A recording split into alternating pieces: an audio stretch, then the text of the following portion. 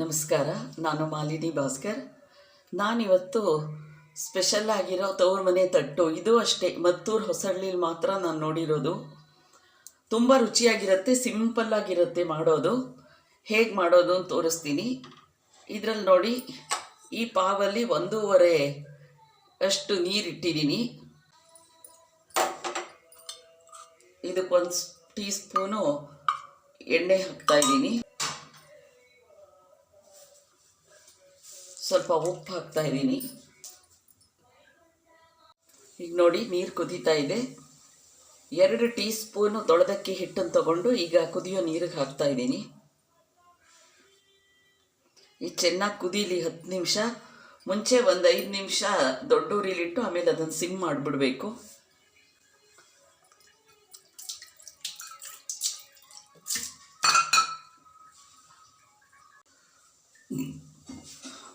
ನೋಡಿ, 1/4 ಗಂಟೆಯಿಂದ ಕುದೀತಿದೆ. ಈಗ ಇದಕ್ಕೆ ಹಿಟ್ಟು ಹಾಕ್ತಾ ಇದ್ದೀನಿ. ಆಯಿತು, ಇದು ಆರೋ ತನಕ ಬಿಟ್ಬಿಡೋಣ. ಈಗ ನೋಡಿ, ಫುಲ್ ಆರಿದೆ. ಈಗ ನಾದ್ಕೋತಾ ಇದ್ದೀನಿ.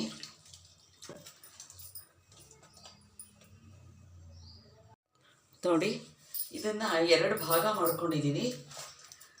ಒಂದು ಮಾಮೂಲಿ ತಟ್ಟು, ಅಂದರೆ ಖಾರ ಏನು ಹಾಕದೆ ಬರೀ ಉಪ್ಪು ಹಾಕ್ಬಿಟ್ಟು ಮಾಡೋದು. ಇನ್ನೊಂದಕ್ಕೆ ತೋರಿಸ್ತೀನಿ ಅದನ್ನು ಹೇಗೆ ಮಾಡೋದು ಅಂತ.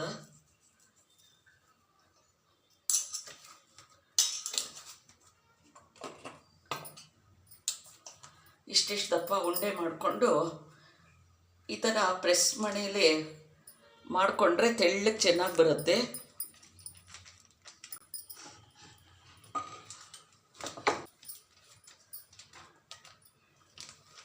ನೋಡಿ, ಈ ಥರ ತೆಳ್ಳಕ್ಕೆ ಮಾಡ್ಕೋಬೇಕು. ನೋಡಿ, ಈಗ ಇದನ್ನು ಸ್ಟೀಮ್ ಮಾಡ್ಕೊಂಬರ್ತೀನಿ. ಇನ್ನೊಂದು ನೋಡಿ, ಖಾರ ಹಾಕ್ಬಿಟ್ಟು ಮಾಡ್ತಾಯಿದ್ದೀನಿ. ಇದಕ್ಕೆ ಸ್ವಲ್ಪ ಉಪ್ಪು, ಹಸಿಮೆಣಸಿನ್ಕಾಯಿ ಪೇಸ್ಟ್ ಮಾಡ್ಕೊಂಡಿದ್ದೀನಿ, ಇದನ್ನು ಹಾಕ್ತಾಯಿದ್ದೀನಿ.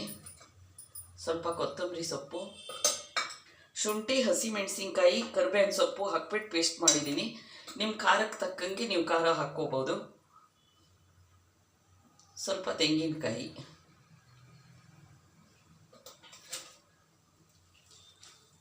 ಈಗ ಇದನ್ನು ಪ್ರೆಸ್ ಮಾಡ್ತೀನಿ.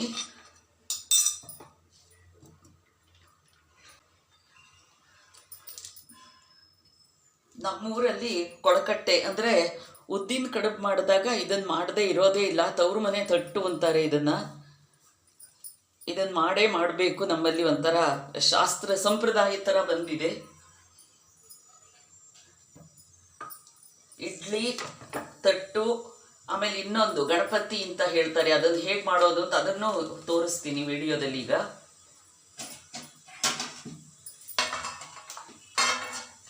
ನಮ್ಮ ಮಕ್ಕಳುಗಳಿಗೆ ತುಂಬ ಇಷ್ಟ ಆಗ್ತಿತ್ತು ಆ ಶೇಪು. ಸಣ್ಣ ಕೋಡ್ಬಳೆ ಮಾಡಿ ಇದನ್ನು ಮಾಡ್ತಾಯಿದ್ರು. ಅದ್ರ ಮಧ್ಯದಲ್ಲಿ ಒಂದು ಗುಂಡು ಇಡ್ತಿದ್ರು. ತುಂಬ ಇಷ್ಟ ಆಗ್ತಿತ್ತು ನಮಗೆ.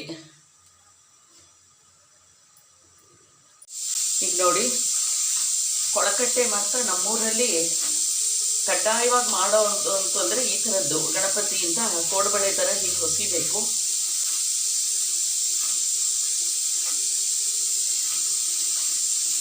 ಕಾಣಿಸ್ತಿದೆಯಾ? ಇದನ್ನು ಹೀಗೆ ರೌಂಡ್ ಸುತ್ತಬಿಟ್ಟು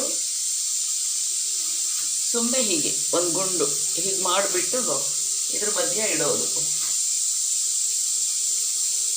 ಇದು ಈ ತಟ್ಟು, ಆಮೇಲೆ ಇಡ್ಲಿ, ಇಷ್ಟನ್ನು ಕೊಳಕಟ್ಟೆ ಮಾಡಿದಾಗ ನಮ್ಮೂರ ಕಡೆ ಸಂಪ್ರದಾಯ ಅಂದರೆ ಇದಿಷ್ಟನ್ನು ಮಾಡೇ ಮಾಡ್ತಾರೆ. ಇದನ್ನು ಸ್ಟೀಮ್ ಮಾಡೋಣ.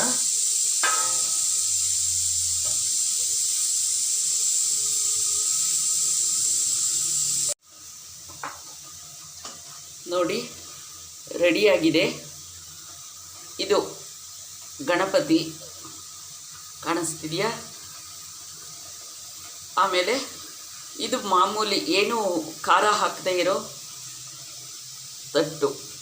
ಎಷ್ಟು ತೆಳ್ಳಕ್ಕಿದೆ ನೋಡಿ, ಪ್ರೆಸ್ ಮಾಡಿಬಿಟ್ಟು. ಇದು ಮಸಾಲೆ ಹಾಕಿರೋದು.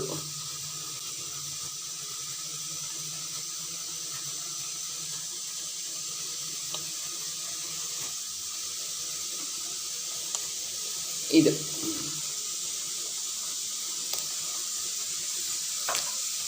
ಕೈನಲ್ಲೂ ಪ್ರೆಸ್ ಮಾಡಿ ಇಟ್ಟಿದ್ದೀನಿ.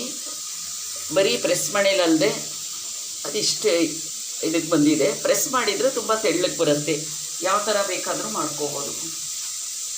ಇಷ್ಟ ಆಗಿದೆ ಅಂದ್ಕೊಂಡಿದ್ದೀನಿ. ತವ್ರ ಮನೆ ತಟ್ಟು ಮಾಡ್ಕೊಂಡ್ಬಿಟ್ಟು ಫೀಡ್ಬ್ಯಾಕ್ ಕೊಡಿ. ವಿಡಿಯೋ ಫುಲ್ ನೋಡಿದ್ದಕ್ಕೆ ತುಂಬ ಥ್ಯಾಂಕ್ಸ್. ಲೈಕ್ ಮಾಡಿ, ಶೇರ್ ಮಾಡಿ, ಫ್ಯಾಮಿಲಿ ಫ್ರೆಂಡ್ಸ್ ಜೊತೆ ಶೇರ್ ಮಾಡಿ. ಸಬ್ಸ್ಕ್ರೈಬ್ ಆಗದೇ ಇದ್ದರೆ ಪ್ಲೀಸ್ ಸಬ್ಸ್ಕ್ರೈಬ್ ಮಾಡ್ಕೊಳ್ಳಿ. Thank you very much.